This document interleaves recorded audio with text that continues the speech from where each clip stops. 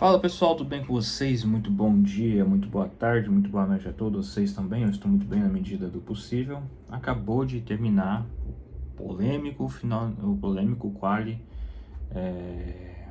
do Grande Prêmio da Áustria, né?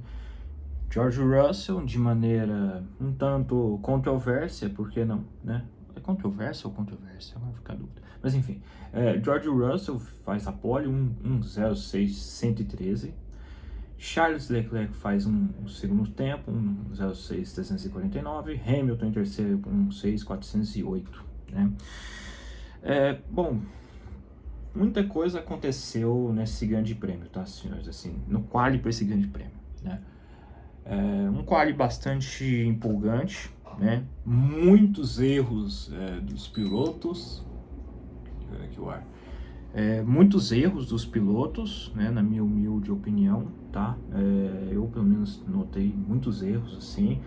Claro, é uma pista de longas retas, ou seja, o motor faz a diferença, e curvas pontiagudas, né? Não dá outra, né? E aí entra a principal questão, né, desse tempo do George Russell, né? Vamos falar aqui os 10 primeiros, a gente vai colocando as observações aqui, né? Como já disse, né, Russell na pole, Leclerc em segundo, Hamilton em terceiro, Antonelli em quarto, Verstappen em quinto, Norris em sexto, Piastri em sétimo, Hadjar em oitavo, Liam Lawson em nono, Lindblad em décimo, tá? Esses foram os 10 primeiros, né? As observações que a gente tem que fazer aqui, gente, é o seguinte, né? O Verstappen na penúltima curva, acredito que foi na curva 11, ele acabou errando, né? Tipo assim, quando ele teve um péssimo final de semana, né? Não estava conseguindo se acertar, reclamava muito dele, mas o Hadjar estava reclamando muito desse carro da Red Bull, né? Inclusive, diga-se de passagem, a cúpula da Red Bull estava reunida esse final de semana, né? Os membros mais fortes ali da Red Bull estavam, parece que uma reunião e tal ali, né? Não sei para que iriam discutir, pelo menos não, eu confesso que não procurei, né? Mas enfim. Mas logo eu vou procurar para quem sabe fazer um vídeo sobre. Enfim. E aí, na primeira tentativa, o Verstappen faz um temporal, né? Diante do carro que tem, né? E aí, na última tentativa dele, ele vinha até bem, mas aí na penúltima curva vai lá, bate. E aí surge a grande polêmica do fim de semana, né? Em relação a isso, né? Ele bate e aí gera automaticamente uma bandeira amarela no setor, né? Houve beneficiados e houve prejudicados nessa questão, né? Esse P2 e esse P3 da Ferrari, eu honestamente acho que iria se tornar um P3 e P4. Explico, né? O Antonelli vinha também com bom tempo, né? Mas o Antonelli estava atrás do Verstappen quando o Verstappen bateu. E aí o que aconteceu? O Antonelli reduziu o ritmo. O único que não reduziu o ritmo foi o George Russell. E aí ficou toda aquela né, aquele lance todo ali, né? Porque hoje eu acho que entra muito essa questão de bastidor também, né? Eu sou daqueles crentes assim que a Ferrari não tem essa força de bastidor igual a Mercedes tem, né? Eu tenho essa teoria dentro de mim, tá? Força de bastidor. E eu acho que talvez isso, não sei, impactou, né? O George Russell fala que ele tirou o pé, né? Então, se ele veio realmente para tirar o pé, então o tempo dele seria drasticamente melhor, então, né? Porque o tempo de volta dele foi 226 décimos à frente do tempo melhor do que o tempo do Leclerc, né? Então fica essa dúvida, né? Já anunciar já que não terá, não entrarão em investigação e nem nada, né? Toto Wolff, inclusive, ele até confirmou isso, né? Confirmou isso com o George Russell depois. Mas eu não sei, vamos ver como é que vai ser o enredo disso, né? Mas eu acho que é muito difícil tirar isso, né? O fato é que o George Russell é pole position, né? E vamos ver se isso vai permanecer até amanhã, isso aí vai saber, né? Mas, queiramos ou não queiramos, o Antonelli, eu não sei se ele seria pole position. Eu também não vou aqui dar a cara que falar assim, o Antonelli seria o pole position. Eu não sei. mas que ele vinha com um tempo semelhante ao do George Russell, e diferente do George Russell, ele, de fato, ele reduziu drasticamente sua velocidade, ele tipo abortou a volta. E todos os outros também abortaram a volta. O único que permaneceu foi a fazer uma volta rápida foi o George Russell, né? As McLarens também reduziram o ritmo. Então, assim, esse P2 e P3 das Ferraris aqui é aquele P2 e P3 assim, meio sorrisinho amarelo, porque pode ser que as McLaren tivessem superado, né? Pode, não sei, enfim, né? Mas aí eu não sei se entra muito nesse detalhe. Mas o fato é que o Antonelli, por exemplo, foi prejudicado muito em relação a isso, porque ele reduziu, ele praticamente, o Antonelli é dito e feito, ele praticamente abortou a volta dele por conta disso, né? Aí passa uma, assim, e o Verstappen acabou ficando com P5, né? Ele fez um baita tempo na primeira tentativa, né? Um baita tempo diante do carro que tem, né? Dessa aberração de carro que ele tem, né? Mas bateu, né? Erra, eu entro muito naquele detalhe assim de erra quem bate, né? Erra quem, nos termos do futebol, né? Que é um tema que está muito em alta agora por conta da Copa do Mundo, né? Inclusive vou fazer um vídeo da Copa do Mundo, tá? Entra muito em debate para mim essa questão assim do erra quem bate o pênalti, né? De quem pelo menos tenta ser mais rápido, né? O Verstappen não tem máquina para ser melhor do que isso, mas ele é um piloto extraordinário, a gente já está cansado de falar isso, né? Não tão extraordinário igual algumas pessoas estimam que seja, desse estigma de galinha dos ovos de ouro, tanto assim, né? Afinal, ele é um piloto com um equipamento inferior, né? E está fazendo o que pode, né? Mas enfim, fica assim, muito assim, esse sorrisinho amarelo do acidente do Verstappen, porque é uma coisa rara de se acontecer. É uma coisa que a gente viu do Leclerc nos últimos 2 finais de semana, né? E acho que a gente pode dizer que, assim, né? Se isso se tornar recorrente, ele já entra para a categoria pipoqueiro, igual o Leclerc entrou no Grande Prêmio passado. Mas não dá para negar que um erro desses é muito incomum de ver no piloto Verstappen, né? E eu quero ver muita reação da mídia em relação a isso, né? Porque a reação, enfim, né? Não vou entrar em detalhe disso. O fato é, senhores, que para mim, acho que vamos ver também, que pode ser que o Verstappen tenha até prejudicado a caixa de câmbio, né? Envolveu o eixo traseiro ali, né? E normalmente quando entra essa questão de alguma pancada na solda traseira, normalmente o câmbio é o primeiro a dar o piti, né? Porque a caixa de transmissão está ligada ao eixo traseiro, né? As soldas traseiras, né? Mas enfim. Então, né, as McLarens IP6 e P7, discretíssimas, né? Mas é igual eu falei, né? É porque, tipo assim, gente, eu tô indo muito no supetão aqui, né? Pode ser que até amanhã haja mais dados assim para confirmar se as McLaren tiraram ou não tiraram o pé. O fato é que as McLarens floparam, né? As McLarens vinham bem no Q1, vinham razoavelmente bem no Q1, razoavelmente bem no Q2 e estamparam a dura realidade no Q3, né? Então essa a realidade. O Hadjar em oitavo, ele vinha tendo um final de semana onde ele estava muito perto do Verstappen. Inclusive, no Q1, ele estava a somente 9 milésimos do Verstappen. Aí no Q2, ele vinha à frente do Verstappen, né? E aí nesse, né, como sempre, no momento em que a jeripoca vai piar mesmo para esses caras, Piastri fica a... Deixa eu ver... 2 décimos, o que não é tão grande quanto se estima, né?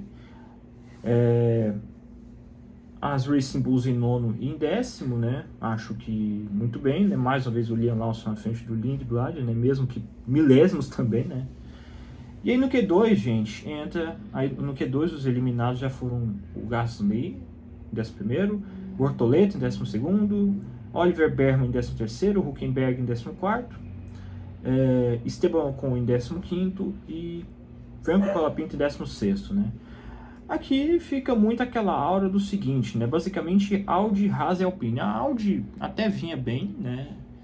não vinha maravilhosamente bem, mas mais uma vez mostrando, né, que é esse o resultado padrão dela, né? As Haas com oscilação de desempenho, né? Um final de semana vai muito bem, outros muito mal, outros ela vai bem, né? Não tem uma regularidade, né? Acho que as Haas aqui em 13º e 15º, acho que é isso, né? Esse que era o teto desse carro aí da Haas durante o final de semana, né? E a Alpine, né? O Gasly quase consegue ir pro Q3, né? Ele até falou assim, essa foi uma boa volta e tal, né?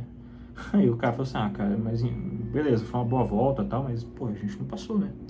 E o Colapinto, na primeira curva, na última tentativa dele, já na primeira curva ele já erra, né? Um adendo aqui que eu gostaria de fazer, né? Principalmente com relação às Ferrari, né? O Hamilton, na primeira tentativa dele, ele erra, né? Na primeira tentativa ele erra na curva 3, que foi uma das curvas que 90% desses pilotos aí errou, né? Nesse final de semana. Todo mundo praticamente errou nessa curva, né? E aí ele abortou a primeira tentativa, né? E assim, lembrando também que vários pilotos também tiveram que dividir seus carros para os pilotos de testes, né? E isso é uma coisa que prejudica muito, ainda mais nessa Fórmula 1 com esse regulamento novo, né?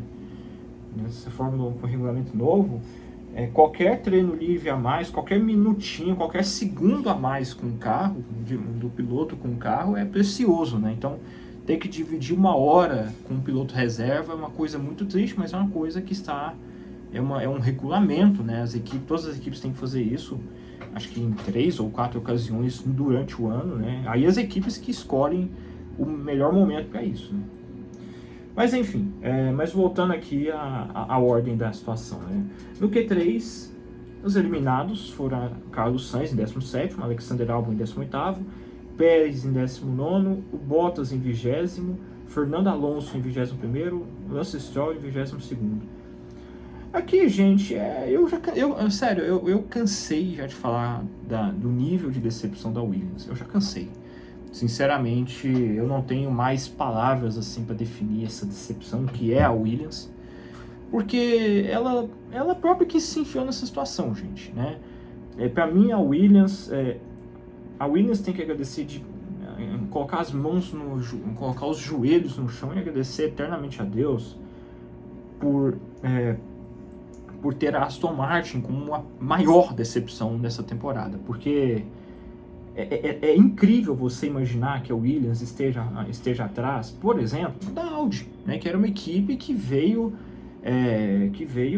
é uma equipe novata, né, das equipes novatas é a melhor, mas já está fazendo um trabalho melhor do que a Williams, que está há anos com essa promessa de que 2026 vai ser nosso, né? Aquela premissa nível Ferrari, assim, de expectativa versus realidade. Né? Então, eu já me cansei já de criticar a Williams aqui, porque ela própria se coloca nessa situação, né? Então, não tem muito mais o que dizer, né? O 19º de Pérez e Bottas e 19º e 20º é isso mesmo que é a realidade da Cadillac, né? E Fernando Alonso, Lance Stroll, né? Um Alonso, inclusive, irônico, né? Como sempre, né? Honestamente, cara, assim, eu já falei várias vezes assim, tudo, né? E isso torna até chato até falar. Mas mais uma vez a gente tem que dizer isso aqui para você. Eu tenho que dizer isso aqui para vocês. Fernando Alonso é um piloto que para mim é um dos melhores pilotos que eu já vi.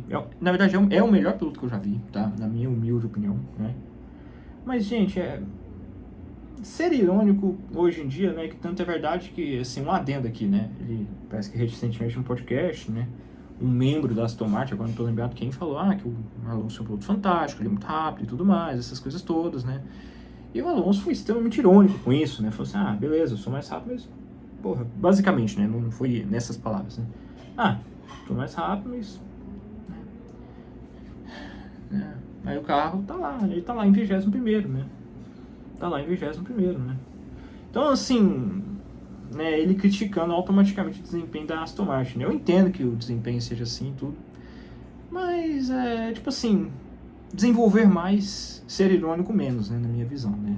Ser irônico em podcast, ser irônico em rádio, pra mim, assim, vai acrescentar alguma coisa pro desenvolvimento do carro? Não vai, né? Então, assim, eu sei que é uma marca registrada do Alonso, mas é uma marca registrada que não agrega em nada. Que explica muito a saída dele na Alpine, explica muito a saída dele da Ferrari, da McLaren, né? Assim, é nada mais Fernando Alonso do que isso, né? Eu entendo que é frustrante e tudo, mas assim, acho que ironizar, acho que ironizar nessa hora, não sei, né? Eu acho assim que já tem desgraça o suficiente nessa equipe, aí vem um cara, né, que vamos falar a realidade, né, o Alonso é um piloto excepcional e tudo, mas é um piloto que é um zero à esquerda para desenvolver carro, toda equipe que esse cara vai, ele simplesmente não consegue desenvolver, né, a longo prazo, né, e isso, outra coisa nada mais Fernando Alonso que isso, todas as minhas análises que eu faço do Fernando Alonso, quando eu faço o que eu achei de 2025, 2024, todas as vezes eu falo isso e reitero isso. Porque o Alonso é isso, o Alonso é esse cara que quando o carro tá bem, estamos todos juntos, né? Somos parceiros e tudo mais, né? Mas na hora quando o carro tá ruim, ele é o primeiro a jogar a equipe lá no lixo, né? E não que a equipe esteja certa nessa situação, né? A equipe também está errada, porque os dois carros dela não conseguem sair dessa tiriça de 21º e 22º, todo grande prêmio e com muita distância. Os caras tiveram 9 décimos de diferença em relação aos Cadillacs. Aí vem o Alonso Cerone, tipo assim, sabe? Então, assim, é erro da equipe, é erro de todo mundo nessa porra. Todo mundo tá errado, né? Então, ser irônico aqui não ajuda em absolutamente nada, né? Então, é essa a minha humilde opinião sobre, né, o que eu penso, né? Mas, enfim, gente, voltando ao assunto do quali, que é o assunto que mais interessa aqui, vamos ver como é que vai ser a corrida de amanhã, né?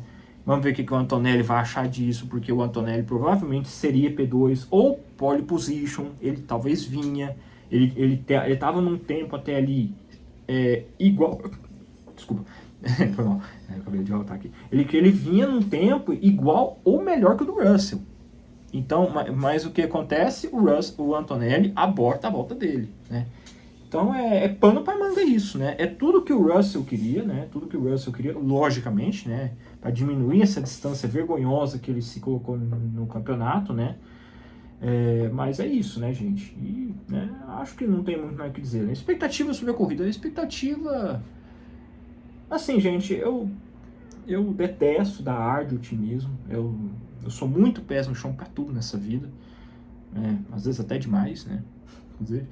Mas assim, eu honestamente acho que a gente amanhã vai ter uma corrida que eu quero muito ver como é que vai ser, sabe? Porque quero muito assim ver como é que vai ser essa... Assim, não sei, me parece que vai ser uma corrida movimentada, sabe? Não sei. Eu quero estar... Eu peço a Deus que seja certo sobre esse meu comentário. Mas a realidade muitas vezes ela não se assemelha à expectativa, né? Ferrari que o diga, né? Porque a Ferrari, né, vinha até esse final de semana, ela vinha com aquela expectativa, né? Motor novo, né? Já com o negócio doado e tudo, já nativa já e tudo. E aí, foi isso, né? Um P2 e P3 ele bem suspeito, né? Vamos dizer assim. Nos treinos livres a Ferrari foi sempre ele P5, P6, P7, né? Com as McLarens muitas vezes à frente, por isso até que se esperava até mais das McLaren nos qualis. Então assim, vamos ver, né? Vamos ver. Mas assim, é expectativa versus realidade, né? Então é isso aí, senhores. É isso que eu tenho a dizer sobre esse quali de hoje, tá? Então é isso aí que eu tenho a dizer. Fortíssimo abraço a todos e falou, pessoal, é nóis.